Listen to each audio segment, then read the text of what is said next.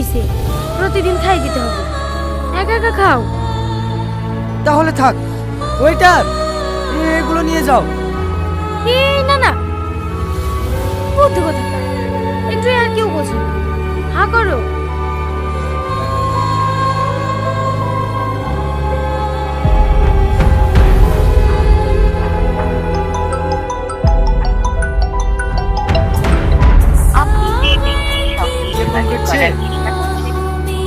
কি আবার তখন